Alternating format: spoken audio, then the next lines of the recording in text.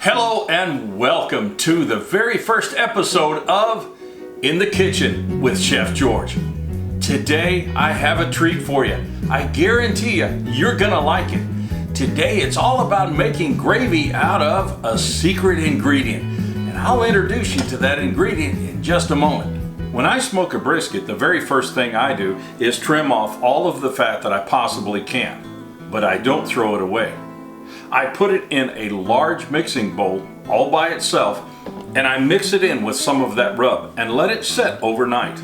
And as I'm smoking that meat, I lay that brisket bacon on top of that brisket. And guys, if you've ever smoked meat, you know what I'm talking about. All of that flavor just goes through that meat and it tastes so good. But you know what? The product that's left over is something I call brisket bacon. Now, this is a wonderful product. Let it cook a little bit more by itself, let it render some, and it tastes great. Sometimes if you cut off an end, it's like eating candy. But today, we're going to be making a simple gravy using this brisket bacon. And the first thing we're going to do is slice it up in very small slices. We're going to slice it up good and thin like that, nice and uniform. That's about 1/8 of an inch thick. As you can see, this is almost pure fat. It's like bacon, like pork bacon, but it has this wonderful flavor all around it, and it's permeated on the inside as well, with all that wonderful hickory and oak smoke flavor, as well as the rub that I put on it.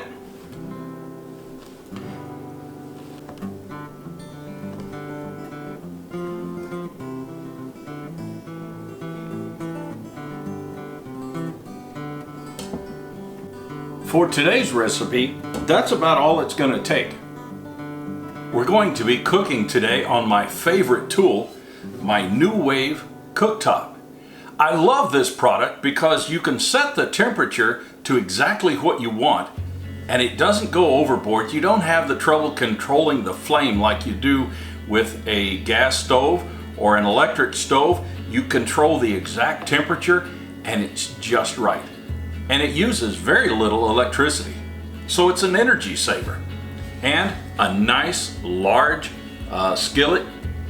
As you can see, this is an induction type cooktop and you have to use induction cookware or it just won't work. And you can see that you can control the exact temperature all the way up to sear and all the way down to 100 degrees for nice slow cooking. But we're going to put it all the way up to the top and we're going to hit the start button and let her go. We're going to start this process off with 1 pound of your favorite sausage. You can use the hot style or the sage style, but my preference is just plain sausage. You don't want to hurt this wonderful flavor that we're going to render out of this brisket bacon. Okay, we've got this pan turned all the way up to 375 and we're going to start chopping it up into smaller pieces, and we're just going to brown this sausage a little bit before we put the brisket bacon in. Okay, I can start to hear the sizzling of the sausage. That means it's warming up. We'll cut the sausage up in smaller pieces so that it'll fry a lot faster.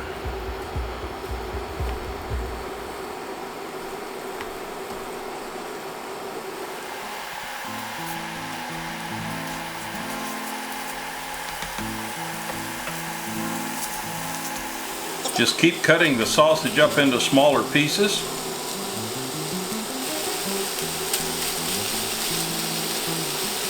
Okay, we'll let it set right now for a little bit and let it brown. While that's cooking, I want you to look at this brisket bacon. Can you see the flavor just trying to ooze out of that bacon? And believe me, the smell is awesome. Okay, the sausage is starting to brown on one side. We'll turn it over a little bit. Because I'm impatient, and we'll start to crumble it just a little more.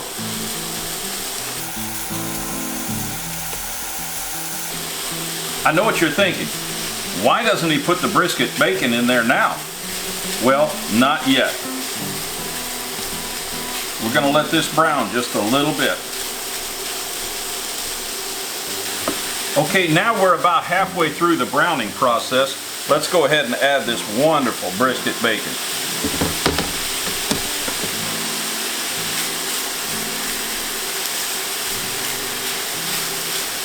You want to try to keep the bacon right in the middle of the pan and let it render those flavors and that fat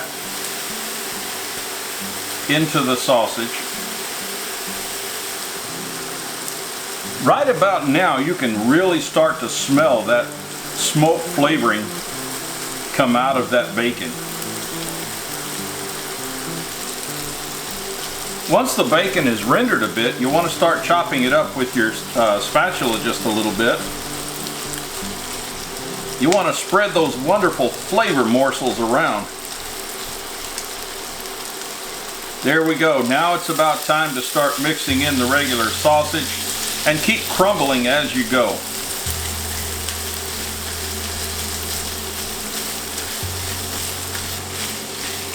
Now, depending on how much meat you want in your gravy, you can break it up into small pieces, or you can leave it in large chunks.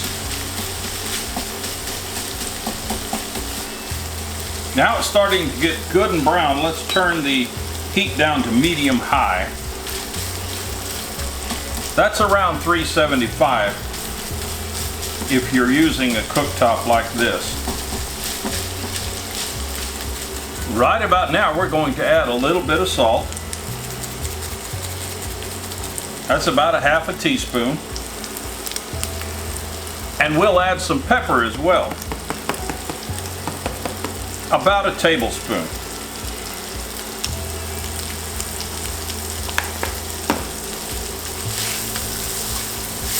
Mix that in real good. Friends, you can't imagine the smell of this. It smells good. Okay, back to cooking. Okay, while it's good and hot and all that fat is rendered, now we're going to add about 3/4 of a cup of flour. You want to sprinkle it all around to get it really dispersed all over this mixture.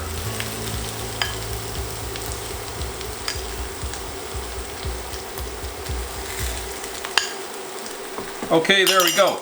Now, just work that flour in there. Try not to make a mess like I'm doing. Now what we're going to do is soak up all of that fat. You see, ladies, this is diet food. We've soaked up all that fat, now it's gone. We want to try to cover all of that sausage with the flour. And we're going to brown the flour because nothing tastes worse than raw flour. We don't need to brown it too much, just a little.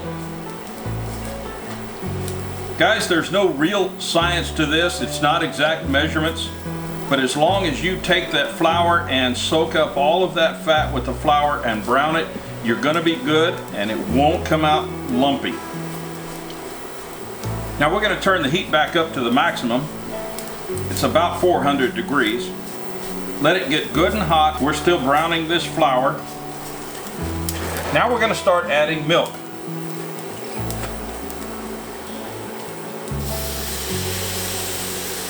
Not too much at one time.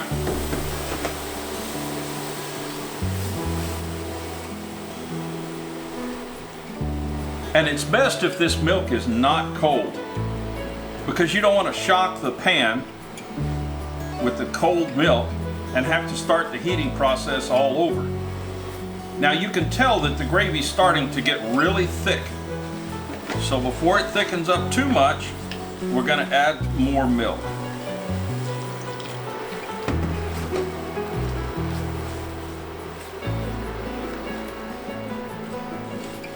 As it thickens up like it does right here in the center, we'll add more milk.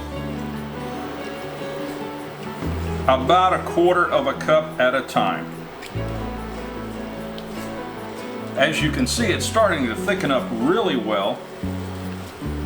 The thing is, this has to come to a little bit of a boil before the flour and the fat and everything starts to thicken.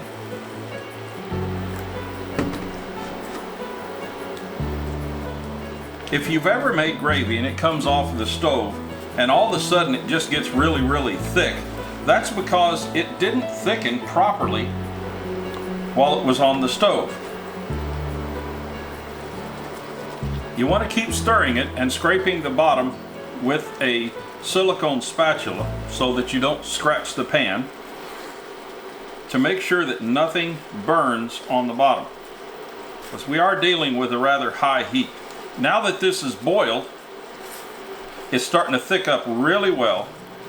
Now, depending on how you want your gravy, if you want it thick or thin, for me this is about right. But actually, it's going to thicken just a little more. And you'll learn this with experience. So we're going to add just a little more milk, about another 1/4 cup, and let that come to a boil, and it's probably going to be just right. I can see we're going to need just a little more. Another 1/4 cup. Okay, we're looking really good right now. We're going to go ahead and lower this down to medium heat. Bring the heat down nice and slow. Now guys, remember, this is not an exact science. So if you think you're finished, you may be wrong. Let it simmer for just a little while and let it set. The worst thing you can do is present this to your guest when it looks like mashed potatoes or milk. Okay, we're going to slowly bring this temperature down a little bit, so I'm going to put it on medium low right now, and that kind of tempers the gravy a little bit so that it'll stay a little more stable. Give it a good stir, let it set for a little bit. After a few minutes, we're going to reduce the heat down to low. Meanwhile, ladies and gentlemen, the smell coming from this is amazing. It's hard to believe how good this smells, and it tastes even better. Okay, now for the second part of this recipe, just simply bread. We're going to put it in the toaster, and you know how I know this is the toaster? Because it has a label right here that says toaster. Isn't that cool? You really should label all of your appliances so you know what they are. Okay, it looks like this gravy is just about perfection the way it is. But remember, the more it sets, it's going to solidify just a little bit more. So keep that in mind before you put it on the table. You don't want it too thick. You don't want to embarrass yourself.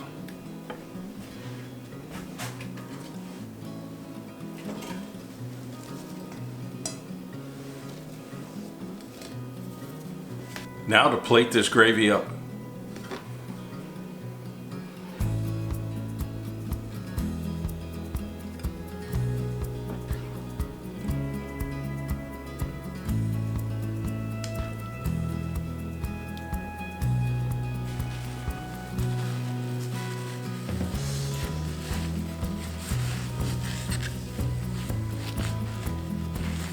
Always remember when you're serving your guests, the presentation is very important. Now for the best part. I'm gonna eat this stuff. Come on. Okay, now for the best part. You know what would pair really well with this is a nice glass of your favorite red wine. But in a pinch, cranberry juice will do. Okay, here we go.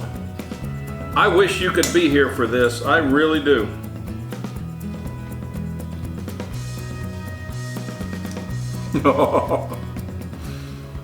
You know, I don't care what you put this gravy on. It'll be good. You could call this a cedar plank gravy. Cedar plank gravy is gravy good enough You put it on a cedar plank and you lick it right off. This is that kind of good. Thank you so much for joining me today. This has been all about good food and good fun and good friends. So join me sometime soon in another episode of In the Kitchen with Chef George. Bon appétit!